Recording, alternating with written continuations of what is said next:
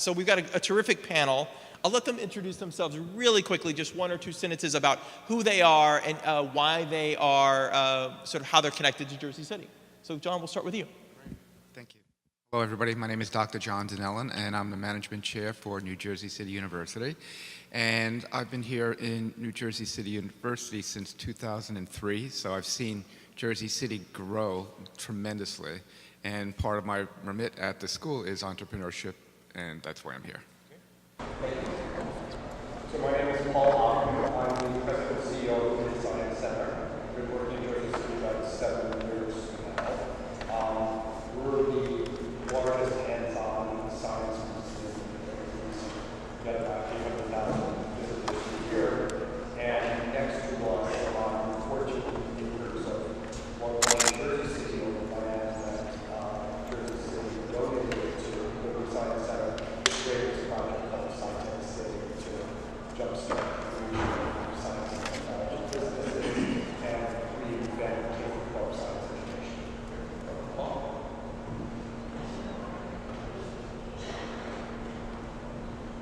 Matt Joseph. I'm the Senior Engineering Manager for our transit products at Intersection, which you may be most familiar with Intersection because we do Link NYC and just most recently launched Link Newark. Prior to that, I was leading the Jersey City Innovation Center for BNY Mellon. Also an avid open source advocate, engineer, and a geek of all sorts about startups and technology overall. Hi, my name is Natasha Mohan. I'm the CEO and founder of Work Social.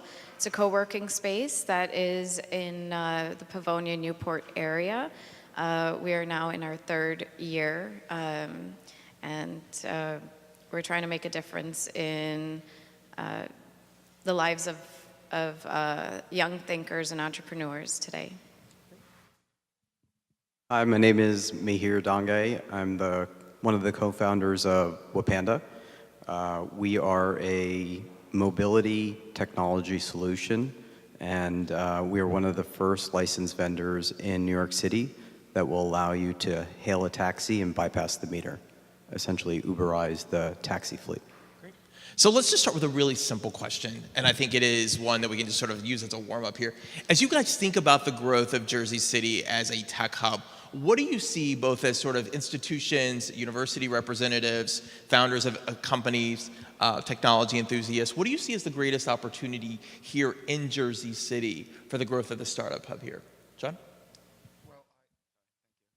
Well, from the institutional side, I've seen Jersey City really starting to boom, and what we're doing at NJCU is we're actually training, either through credit or non-credit courses, the youngest entrepreneurs. We're an extremely diverse university, one of the most diverse universities on the East Coast, and one of the most diverse cities on the East Coast. So it's a great opportunity to see these young minds coming in, and many of them have their families, they're first-generation students, some actually are immigrants, and their families were entrepreneurs. So they're coming over here trying to find out what do they want to do. We try to nurture them to get tech hubs. There's massive technology applications here. You see all the large companies like Merrill and JP Morgan and Goldman Sachs and TD Ameritrade. They're looking for the supporting infrastructure because, as Michael Porter said, if you have that in a diamond theory of supporting industries that can help you, that's what we're looking for. So I think that's something that we see, and we're trying to really nurture it at the moment. I'm glad that you talked about Michael Porter because we use that in my class and some of my students here are familiar. Paul, what are your thoughts? I mean, I think it's the vibrancy of the culture, the diversity of it, the inclusivity of it. I mean, you look at Jersey City, 74 languages are spoken other than English in 52% of the homes. I mean, it ranks, #1 in terms of inclusiveness for LGBTQ. So all the kinds of vibrant things that you would want for young professionals are here, including that it's it's inexpensive compared to living in the Bay Area or New York City. That's important too. Yeah, the affordability thing, that is something that we heard a lot about folks when we did the analysis, looking at Jersey City and how it compared to its peers, particularly in this region. Matt, what about you? What are your thoughts? Thoughts on opportunities as that you would sort of see for Jersey City's growth as a tech hub? Yeah, absolutely. I think that Jersey City is interesting in that, and there were comments earlier by the mayor about Jersey City in comparison to cities like Pittsburgh. Parents are from Pittsburgh, went to school in Pittsburgh, so very, very much a familiar setting for me.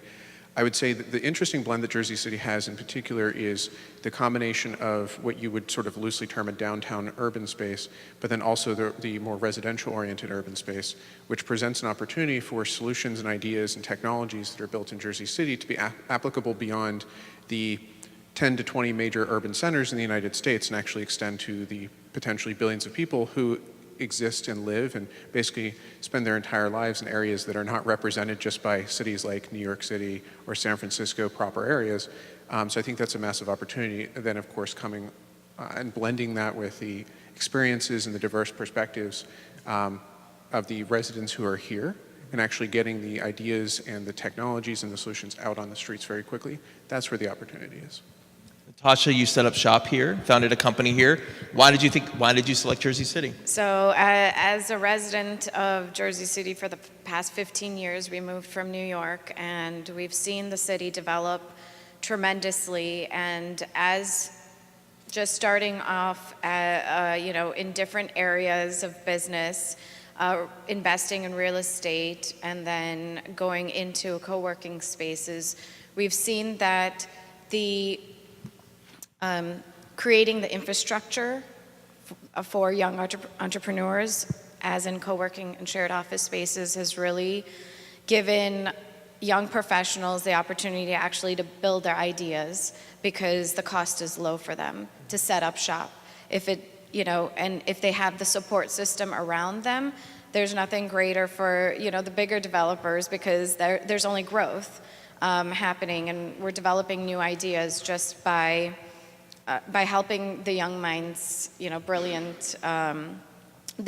host their brilliant ideas in spaces like co-working. So I think the development of co-working spaces has been instrumental in helping that as well. Mir, your thoughts? So, not to trump you, but as a 16-year resident, what we've noticed, or what I've noticed, is the way the lay of the land has started is you've found overflow from New York into Jersey City. And then as that overflow has happened, there's a requirement for infrastructure to kind of counterbalance the growing needs and all these buildings going up. So balance we're still working on, and I think because a lot of the people are still commuting into the city and have jobs in Wall Street and tech jobs and data entry jobs, this whole tech hub is just beginning. I mean, we don't really have a tech hub. We're still working on it. So Paul, I'd like to learn more about and tell the audience a little bit more about the SciTech City project. Tell us more about that project. How did it come about, and what do you guys sort of see as the impact for that sort of long term? Sure. So the project came about, the mayor of Jersey City is an honorary member of the Board of Trustees of Liberty Science Center. So when Steve became mayor, he joined our board, and he was struck by the number of entrepreneurs that come in and out of the place. Richard Branson, Jeff Bezos, to name a few that are familiar. But we have a constant flow of people that are doing entrepreneurial stuff. So he challenged us to come up with, because we're in a state park. Liberty State Park's bigger than Central Park, but we're right on the edge of it. And right next to us was Jersey City-owned land that was just sitting there. Part of it is a municipal utility authority pumping facility that didn't need all land. Part of it was like an abandoned car pound park. And so he challenged us to come up with a really transformative use of this land that, if we were successful, would not just change the face of Jersey City, but hopefully the region and maybe even the world. So the idea of SciTech City, and the reason it's city spelled with an S in front of it, because it's a city that's infused by science, and by that I mean the optimistic spirit of technologists and scientists that they can solve a lot of the world's problems. So it's to bring people together to create a better world for all of us. So, but very specifically, it's a very large, I don't want to even call it an incubator, I call it a business optimizer, because it is giving tech and science startups access to a lot of equipment that they wouldn't normally easily have access to. What do I mean by that? a rapid prototyping lab where you can make prototypes of products easily. If you're a biotech startup, access to gene sequencers and the whole range of equipment that is often too expensive to get access to as a small company. And creating an ecosystem with local and national university partners and established tech companies that can help you when you run into a hurdle. One of the things we looked at for tech companies in particular is if you run into a scientific problem that's sort of outside your expertise and you have to spend 3 or 4 months finding outside experts to solve that, you're running through 3 or 4 months of what little capital you've raised. So the more folks that you can turn to in that ecosystem, the faster that may be. And we really want to change K through 12 education. Nobody has done it in a measurable way that has effects on getting more kids into the sciences and technology. And we want to be able to pilot and do that here and make a difference to our neighborhood Ward F that's been left behind a bit by the renaissance of Jersey City. And if we can make a difference there, export those methods and make those teaching and learning methods available to schools across the United States. So your perspective is that you're thinking about inclusion, right? If we think about the growth of tech and startup and innovation, the idea of starting young in terms of that K through 12 is a way to start to bridge some of that divide between, as you sort of think about technology and startups being exclusive, focusing in on that sort of growth of the skills at the K through 12 level is a way to sort of maybe bridge that gap. True. I mean, we face a national workforce gap between the skills that technology companies need and what our kids are graduating, what skills they're coming out of high school and college.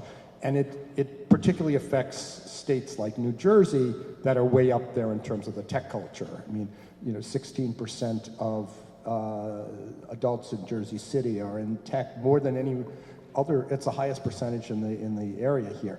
So, I mean, you're depriving yourself of wages and a good career if you don't have the requisite skills. And it starts at a young age, unfortunately, where something in our culture and school system turns kids off to science. Every kid's born a natural scientist. They explore the world and they're curious about it. We need to change that. So Mira and Matt, the comment from the mayor that really struck me, and he said this when we did our interview for the case study actually, was about the size of the city. In a sense, large enough to be relevant, but small enough to be a laboratory. As sort of entrepreneurs that are sort of thinking about this idea, the evolution of urban tech, how do you sort of see Jersey City or the opportunity it has as sort of the city as a platform for testing new ideas, particularly maybe some of the technologies that both your companies are involved with? I mean, for us, the city has been very supportive in supporting the tech the tech initiative that we've had over here. In terms of where we started, I mean, we started in Jersey City with an idea. We're residents of Jersey City. We took that idea to the mayor's office, and they supported it as much as they could, and they tried to extend our life as long as possible in terms of what we're doing. Now, I think they support as much as they can. And they've been very, very, they've just been very supportive all the way through. Matt, you have thoughts on this? Yeah, absolutely. I think that whether it's support from things like the Jersey City Office of Innovation, which is very involved, it's not just how can we fund tech startups, it's also, most recently around areas like affordable housing. So making the investments in areas that are relevant to the community, not just relevant to the, as referenced earlier, the select portion of the population that focuses exclusively on sort of tech startups and focusing on that bubble alone. I think Jersey City's focus on how can it be relevant to the community at large is a great springboard and a great focal point for startups that have a tendency, as a result of sort of the limited runway, have sort of a myopic focus on one specific goal, even if they have a larger vision. So having Jersey City be there beyond just things like dollars or access to resources, but from a maintaining that community vision standpoint, I think that's incredibly powerful and serves as sort of the civic aspect of what startups and what what new developments need in terms of a platform to build off of. I think the other aspects, and these are things obviously that are familiar to everyone, but the access to transportation, the access to talent as well, and making it so Jersey City isn't just a feeder for other areas, but instead is a feeder onto itself. I think that's an important part of this, and I think the blend of those two things together creates a very unique opportunity. Obviously, sort of selfishly speaking, the transportation benefits there and the urban technology possibilities that in many ways aren't possible in large cities with pre-established infrastructure and the 1,000 different lines that you have to try to avoid as you drill down 2 feet into the ground, or whether it's the existing rules when it comes to who already owns for the next 20 years that specific spot on the ground over there. That makes it a little bit challenging for companies, especially in a hardware space where there is obviously significant capital investment requirements. So helping move that forward as well is something Jersey City is definitely doing. So one of the points that we actually wrote about in the paper is the idea that the evolution of Jersey City from a bedroom community to a place that's actually doing technology, science, and innovation, and it's about making companies more sticky here, making talent more sticky here. Natasha, you founded your company here. Tell us a little bit and you have entrepreneurs, obviously, many startups sort of using your co-working space. What do you, from your perspective of sort of that daily interaction with those companies, what more could the city like Jersey City do to sort of support the growth of startup businesses here in the city, to make them sticky? For all the entrepreneurs that are in our co-working space, I actually think that they love being in Jersey City. A lot of them have made the move and decided to actually start in Jersey City because of they can see the potential that Jersey City is bringing for the young entrepreneurs.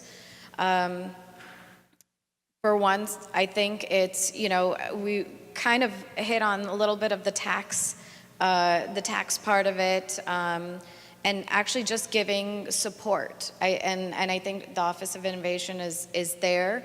What more can Jersey City do to support the growth? Because the challenge that a lot of companies do face is funding. How do we go from okay, we're getting the jobs, we're signing the SOWs. How do we get funded to make sure that we can hire the right people, pay them well, and they support our growth as well. So I think there's a lot that still has to be learned by us, by the city, as to what exactly they can do. And but I think NJEDA has also been very supportive. We've been talking to them. They're developing new ideas how to support small companies get into the next phase, and I think there's a process there. It's going to take another few years to kind of hone in on what the entrepreneurs really need. But I think the support of co-working spaces. If we learn what the city is doing, if the city supports us, we in turn can support the growth of other entrepreneurs. John, what from your perspective, how can the university system, there's several here actually, in terms of universities, play a greater role in this idea of scaling Jersey City as a startup hub? What do you see as maybe sort of the 2 or 3 priorities that maybe your university's focused on in terms of this?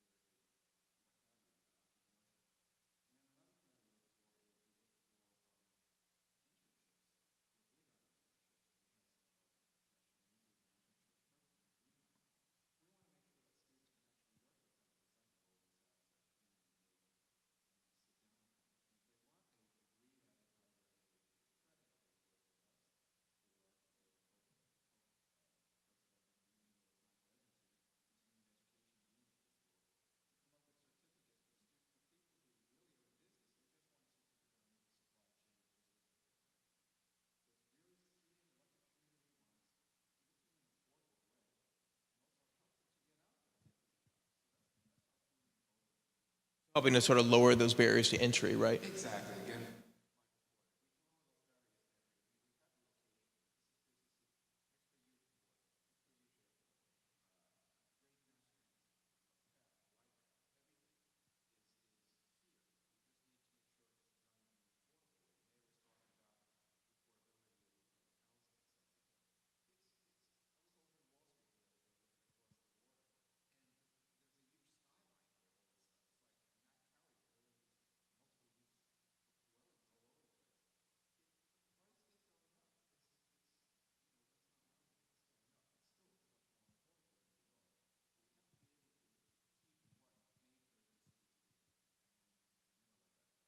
Which actually leads to my next question, which is about real estate, actually. So, to that growth in the skyline, there's obviously lots of development that's happening in terms of commercial and residential development. And this is really a question for all of you. Do you worry about Jersey City sort of becoming another Manhattan or Brooklyn in terms of affordability and having some of those challenges and losing that cost advantage that it has? Do you think that has a negative impact on its culture here and the diversity and the growth of its place as sort of an innovation hub? Thoughts on that? I don't see it becoming another Manhattan. I just think that there's too much community driven for it to be saturated to become a Manhattan. Now, yes, costs are going up. We have to work a little bit harder to live here. I understand that, but I think the quality of life is also going up. And that just actually puts a little bit of pressure on the education system as well in and around Jersey City. But I don't see it, I see growth. I love it. I think it's just become a more beautiful city than it was before. But personally, I don't think it's going to be as, overpopulated as Manhattan. Anyone else take a contrarian view on this? Challenges of losing the affordability edge? Sure. So we're talking about 10 or 15 million people versus 300,000 people. So there's definitely room for growth and definitely room for waterfront prices or wherever to increase. I think the beauty of Jersey City is that the transportation is such that you will always find pockets of affordability, even in the waterfront, even in all these different spots in, by Journal Square. You will always find affordability in and around Jersey City. And whether those pockets change, it'll be very similar to Manhattan in that way. And I think that's a good thing. Questions from the audience? Anyone have a question? Yes, please. Palo Alto and Mountain View, and you see that emerging in a lot of other cities. Denver, for example, people living in Denver and getting out to the Denver Tech Center, 25 hours. How can that work here? Paul, looks like you have thoughts. I mean, it works in some ways. You look at Merck, for instance, that's running shuttle buses from Hoboken to their gorgeous suburban campus. I think you're going to see more of the reverse. These companies that have absolutely beautiful campuses that are having trouble now hiring newly minted PhDs because they don't want to live there. They want to live very close to where they work. Those companies are exploring setting up satellite operations here, Newark, places like that. I mean, I just think that's the demographic trend that you're going to see. I mean, the reverse is also hard because of our transportation system. It's not easy to get to those places unless they happen to be on one of the train lines, say Summit. But I think you're already starting to see the reverse. I think the mayor said we're in the third or fourth inning of figuring out what our identity is. And in figuring out what our identity is, it requires, in my opinion, it requires companies that are willing to support infrastructure and companies that are willing to create a home here. So if we all of a sudden find tech companies that want to lay their roots here, we're going to find a tech hub. If we're going to find the Mercks of the world setting their roots here with satellite offices, we're going to find more of those people come and be a part of it. And I think SciTech City is going to be great for establishing tech here. Other questions? Anyone? So I have one last question for you all in terms of sort of a conclusion question, and that is, as you think about sort of maybe the look to the future for Jersey City, what do you see as sort of maybe the city's greatest challenge in terms of its evolution as a tech hub? That's the first part of the question. And then the second part of the question is a prescription. What would be your advice to think about how we sort of overcome that challenge? Mir, we'll start with you. Sure. I mean, it kind of, it's my same point as before, is that if we want to be a tech community, we're going to need some anchors here, right? And so having the co-working spaces are really important to start. Tech starts with an idea, right? And with an idea, you need all the support that goes with that idea. So you need co-working spaces for small companies who want to grow. Then you need the VC community to kind of be a part of it. But if we want to be another Pittsburgh, if we want to be a San Fran, whatever it is we want to be, whatever that identity is, we need to have it rooted with one or two anchors. So as we grow, I think that all the ideas that are happening, that the mayor is putting into place for us to become a tech hub, it's great. Support of the startups is great, and I think co-working is the future.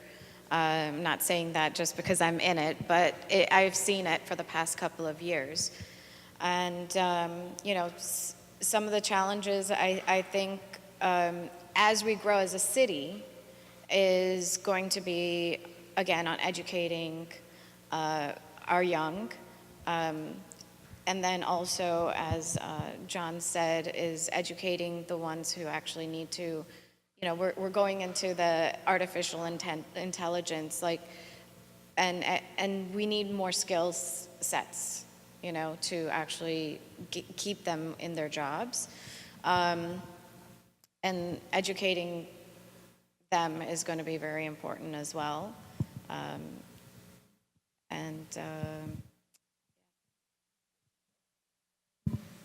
Yeah, I guess I would say one of the biggest challenges is also historically been one of Jersey City's biggest strengths, the inclusivity. It's hard in many ways to say, I need to create solutions, and this is one of those things that when I first started working out of school, everyone started saying the 80-20 rule, and I'm like, what the hell are they talking about? What is this 80-20 rule? Well, it has to work 80% of the time. Okay, I understand, for the first time around that makes sense. You're building software, in my case, it needs to work 80% of the time for your first cut. But everyone starts saying 80-20 rule 100% of the time.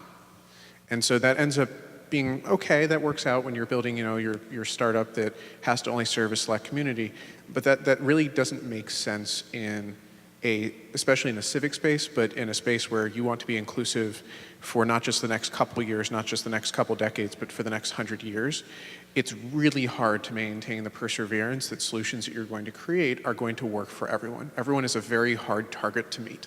It's very hard. Whether it's we need to make sure everyone has access to transportation, we need to make sure everyone has the opportunity to potentially get their idea funded, whether it's everyone should have an opportunity to access education. Saying everyone is it's the biggest challenge that any city can face. And knowing even, the surprising things coming out of intersection where the number one number called on the Link NYC kiosks is EBT. That's not particularly surprising, but then, you see things come out where people aren't necessarily in favor of solutions like that being used by the people who need them most. And so you have that backlash against inclusivity, even when you are already successful at doing it. And so I think that's the biggest challenge. I think Jersey City has already done a lot to be inclusive in ways that other cities, other tech hubs haven't been. So I would say it has been a success. The challenge is continuing that success going forward. Good point.